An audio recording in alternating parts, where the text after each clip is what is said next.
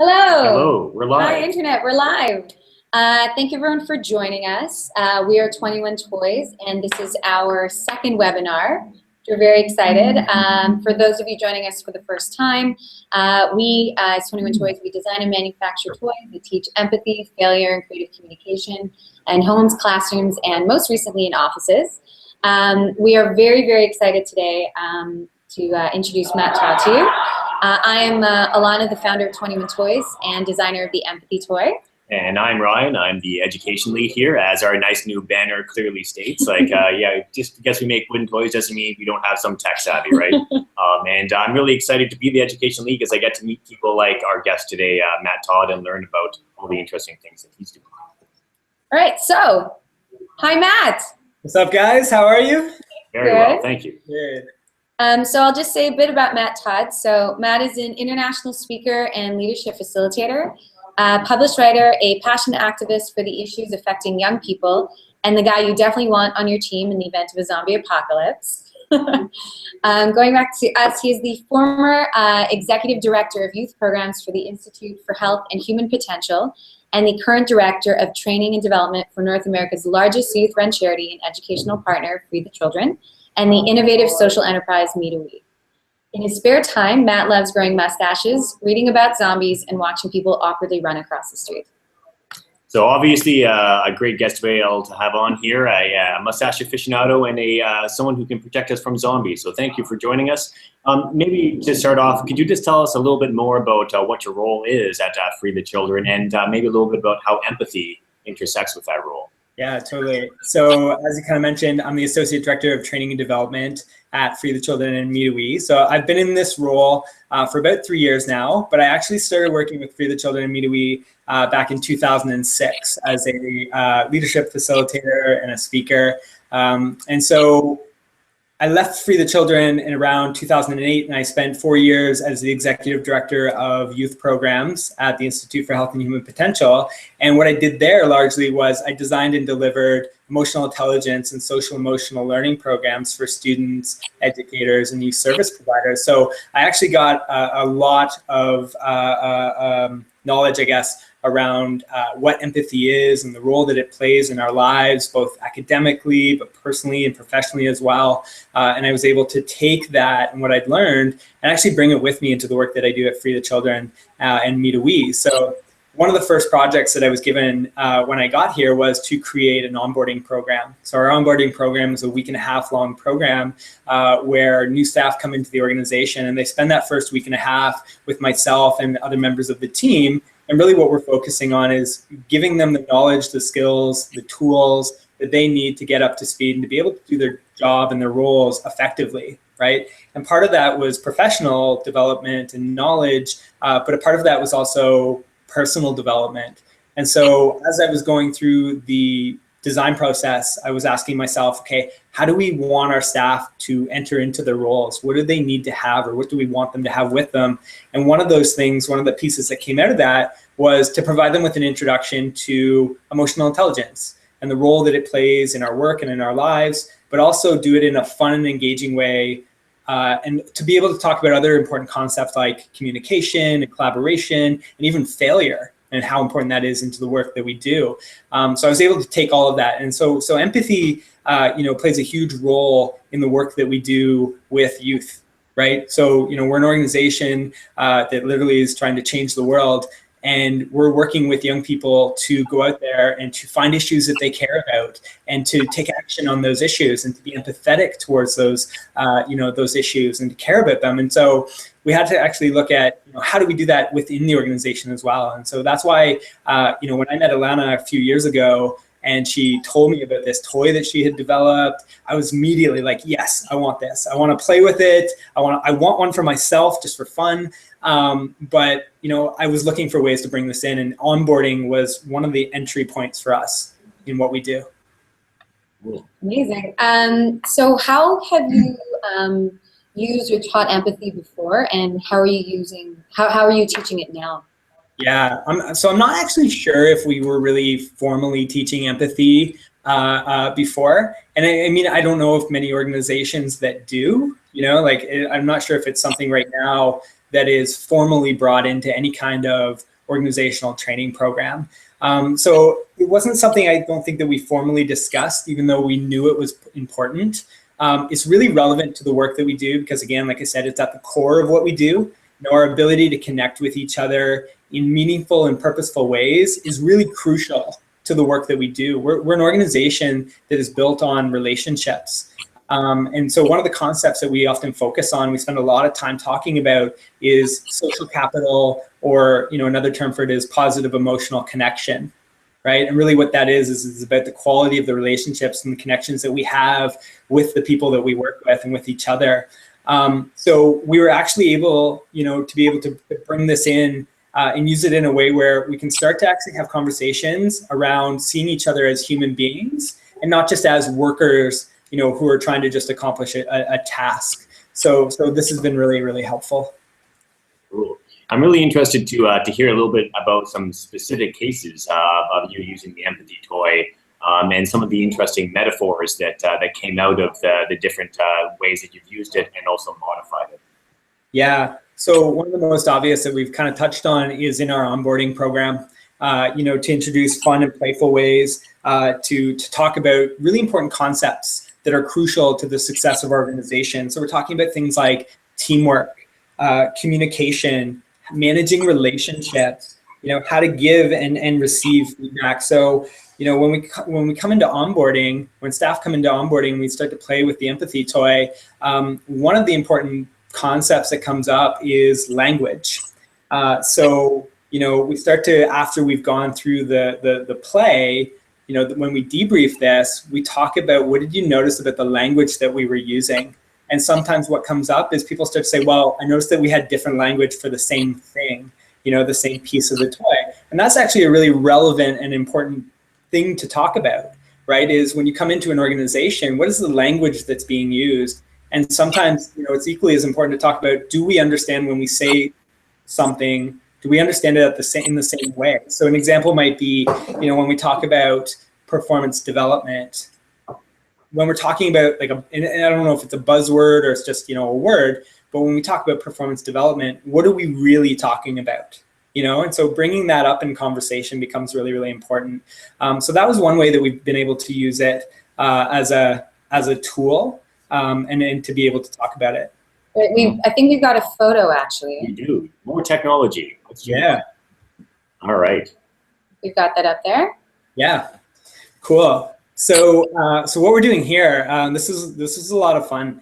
So we were working with a team and we were talking about, this is actually getting ready for one of our busiest times of the year. So, we have various, depending on the team that you're on, we have busy times throughout the year. And so what we're able to do here is we're able to kind of get people starting to talk about and to prepare to go into a busy season.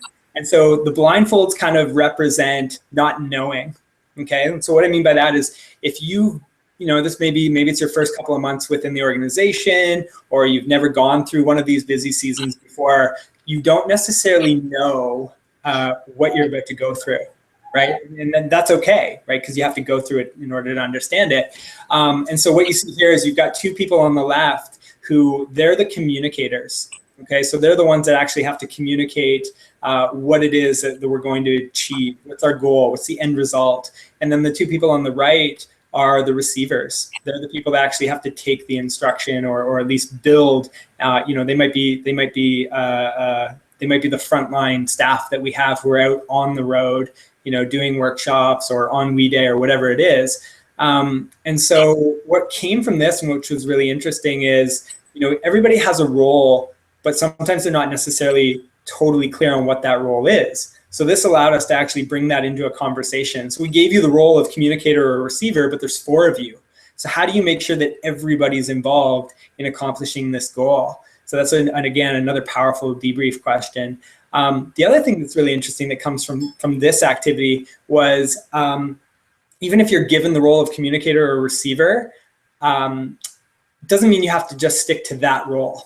Right? So if you're a receiver, you still have to communicate. You still have to ask good questions. If you're the communicator, maybe you're a manager or a director, you still have to ask good questions. You still have to make sure that the other person is understanding what you're saying. And so this brought up this concept of coaching versus telling, right? So as a director or a manager of people, you know, how much of your time are you spending doing just telling people what they need to do versus coaching people into accomplishing these goals?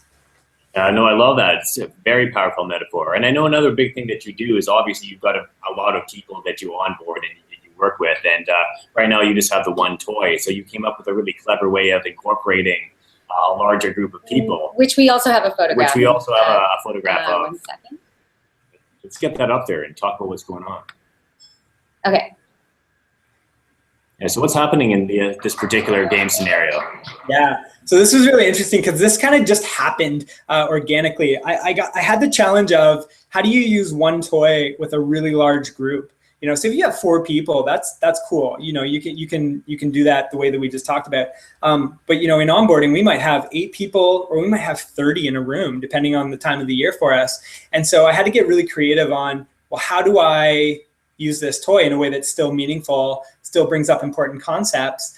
So I actually started thinking about, you know, stuff that we had done in the past around modules with youth, and kind of got inspired by a module that we had created years and years and years ago, and used the toy to do this. So what you're seeing here is, you know, in this example, you know, you can see 5 people, but often we would have more. You might have a couple of people around just observing and taking notes.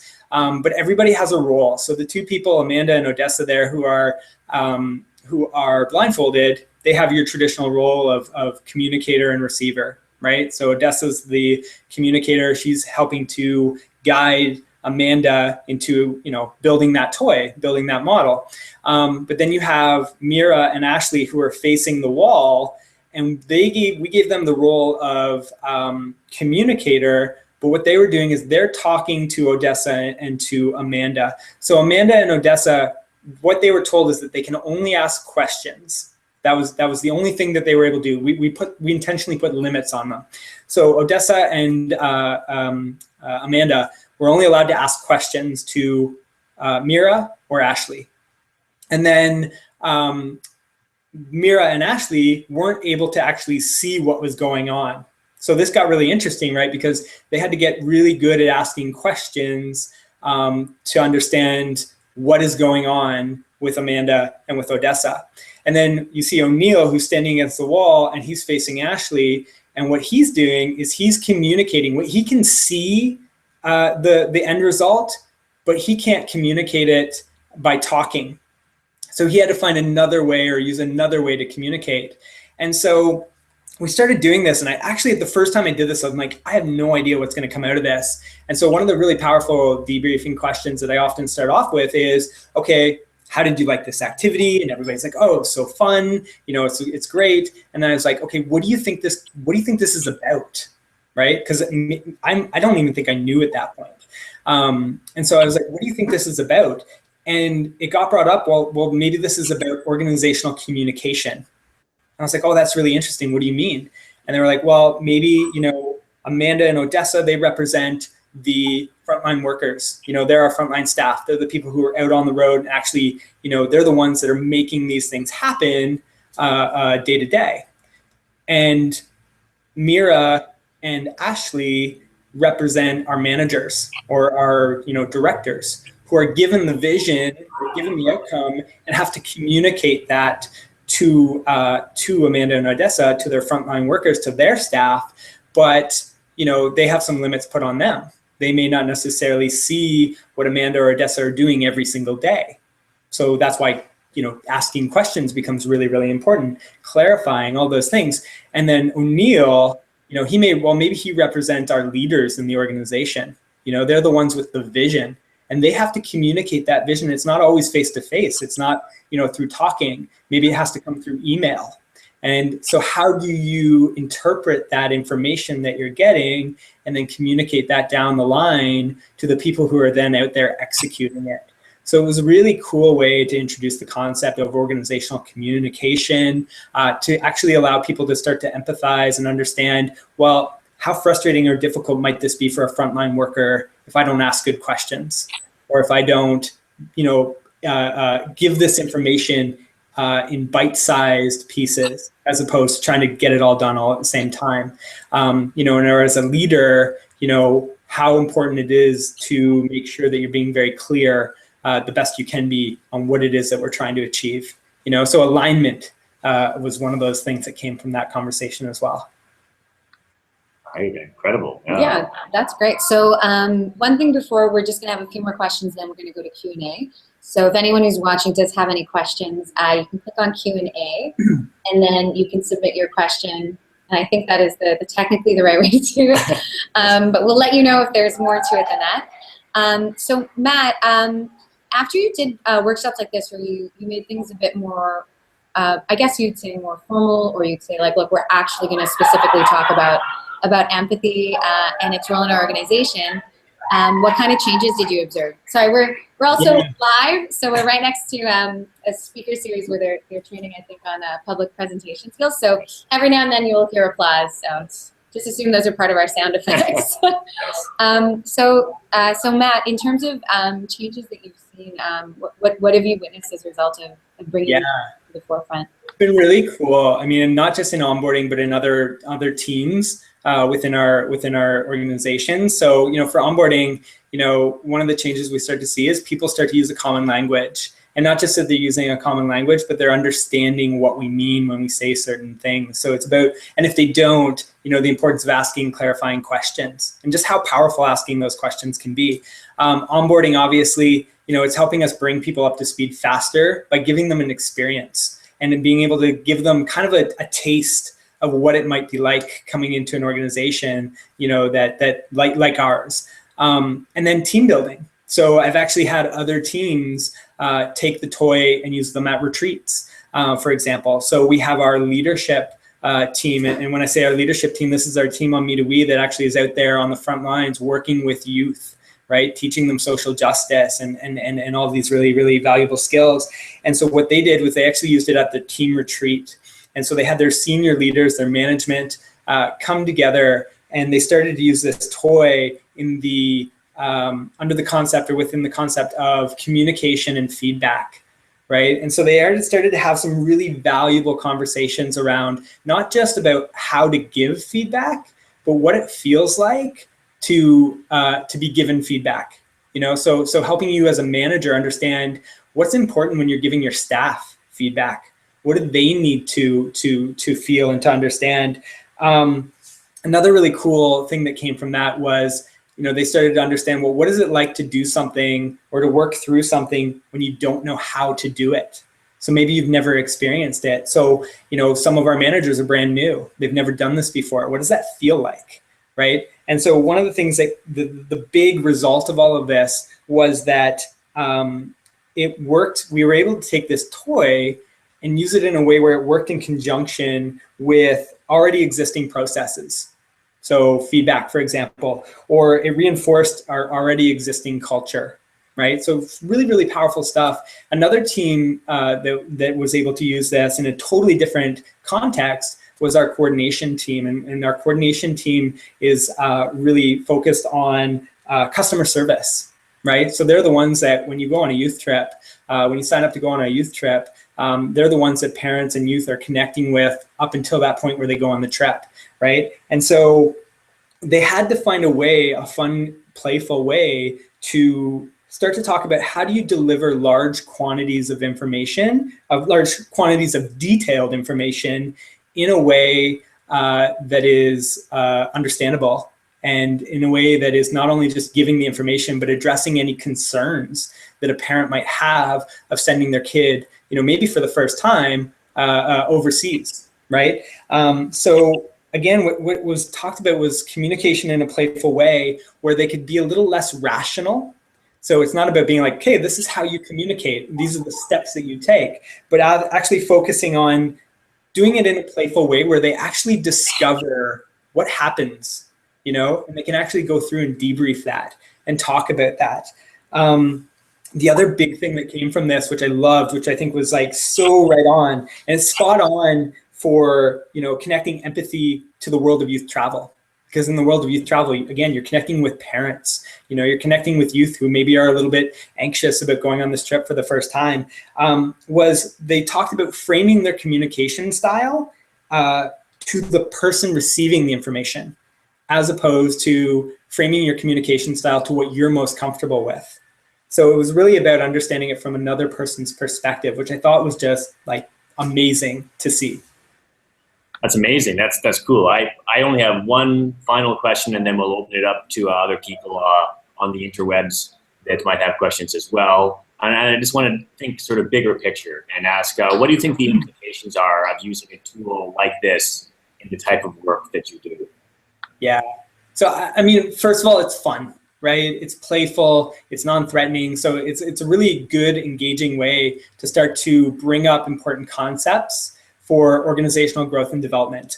We're playing and taking that experience, and then we're debriefing it in a way that is immediately applicable, right? And that people can refer back to.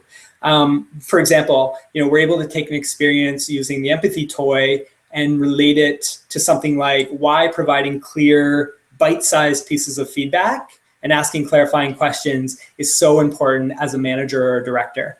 Or being able to help our teams to understand what it might feel like for a staff member who's brand new to the organization coming in and they don't understand this language that's being used. What is it that they should do in a situation like that? So we're actually helping them understand that faster. Perfectly encapsulates and sums up the amazing things that you're doing with it. So yes, this is now the free flow portion of our programming now. So if there's any people that have questions, again, you can ask it on the side of your screen. If not, we'll do some pre-K ones. Yeah. So Matt, I was just going to say why, because it's not just with the work that we're doing, but a lot of people are talking about empathy in the workplace now. Do you know why that is, or why this is suddenly becoming of interest? I mean, even the founder of LinkedIn is I think it was just last year wrote an article that said that empathy is the #1 job skill, and I think it's 2020. So yeah, just wondering why suddenly it's becoming more relevant now. Yeah, I mean, empathy is part of emotional intelligence, right? And we're seeing more and more research and more literature out there that's talking about the importance of emotional intelligence in success, and that actually it's proposed that, it's proposed that emotional intelligence is a better predictor of success than IQ and technical skills combined, right? And part of empathy, or part of emotional intelligence rather, is self-awareness. So it's about understanding yourself, understanding what drives your behavior, what motivates you. And then it's also about understanding, well, once I'm aware of that, how do I manage that? How do you manage these emotions that you bring with you into the workplace? Because those emotions that you bring with you into the workplace influence and impact your ability to connect with the people around you. And empathy plays such a huge part in that, right? It's the difference between, accomplishing your goals and hitting your numbers, for example, and failing miserably because, you weren't able to connect with that person, or, your intention and your impact were mistaken. Right, so we hopefully we come every day with good intention, of making ourselves better, of making the people around us better. But when our emotions come into play, it can have the opposite impact that we actually set out to have. And so empathy, being a big piece of that, it becomes so important. It's about, how do I put myself in your shoes? How do I understand where you're coming from? I talk about often, like, it's having a disagreement with a coworker and stepping back from that and saying, well, wait a minute, before I make a judgment or before I assume something, let me try to figure out where they're coming from. Maybe they had a bad morning, let me look at, maybe they had a rough morning with their kids, or, maybe they weren't able to get a lot of sleep because they're working on this project. So it's really just about connecting with each other. And again, it's that human piece of what we do. I just have one more question. I know I've been thinking about this for a little bit. Like, we agree that empathy is super important. How do we know when it's actually being exercised to a greater extent? Like, and I guess this is a two-part question. Like, how do you know when you are sort of gaining empathic knowledge? And how do you see other people that you think are becoming more empathic through their work with Me Too? Yeah, it's a really great question. I think for myself, it's about self-awareness, right? It's about being able to step back on a regular basis and, look at what you're learning, look at where you're failing, look at the relationships around you. I mean, something that I try, and I'm not always great at this, but part of how I want to be able to measure my success is around the quality of the relationships that I have in my life. And if I look at the quality of the relationships, work, for example, my work relationships, and I have a feeling that they're not where they need to be, it's a pretty good indicator that there's something I need to change, right? I think we focus so much on trying to change other people that we forget that the person you have to change first is yourself. And it's about looking at that. And I think that when you do that, that actually encourages and inspires other people to be more empathetic and to be more and to change. So I don't know if I answered your question directly, but that's great. Yeah. And we've actually got we have 2 questions right now. So I'll answer Jen's. We'll get to Jen's question first, which is, can you describe something that happened that was unwanted and or unexpected? Any prior troubleshooting tips that you could share? When it comes to the toy, like I think yes. It's with the toy, yeah. Yeah. I mean, I without getting like specific and just kind of off the top of my head, I mean, this can be an uncomfortable sometimes experience for people. I've seen people get a little bit overwhelmed and not feel attacked, but they might feel uncomfortable because they're not able to, in that situation, necessarily manage those emotions the way that they might want to, right? So again, I don't know if it's about things going horribly wrong as much as it's about being open to whatever happens, right? So every opportunity, I think, is everything that happens, especially using this toy, can provide a really valuable debriefing opportunity, right? So if something like that happens, it's about taking that experience and saying, okay, what happened? Why do you think that happened? If you were to change this, what would you do, right? So again, it's like, it's about, and I think this is core to facilitation, right? It's being open to the outcome and not getting too stuck on, okay, this needs to happen. And I think that's where you find the most value using this toy. Great. And then we have a question from Molly. So she wanted to know if your staff had any initial resistance to using a toy designed or perceived as being designed for kids. No, because we don't talk about it like that. So when we bring it into onboarding, nobody knows what it is. It's in the box, and everybody's like, "Oh, what is that?" And you're like, "Okay, everybody's gonna put on blindfolds, and and this is what we're gonna do." So we don't actually introduce it as like a toy for kids. I don't even call it like necessarily a toy. And so not really. And then when we introduce it to other teams, it's a tool in a lot of ways, right? So whether we call it a toy or a tool really depends on who we're talking to. But I haven't, to my knowledge, to my experience, I haven't actually had to address that. Great. Okay. Well, I think that wraps up our second webinar. Matt, thank you so much. Well, guys, thank you. A pleasure and an honor. It's fun. Well, have a great night, Matt. And thank you, Jen and Molly and everyone else out there listening. So until next time. Cool.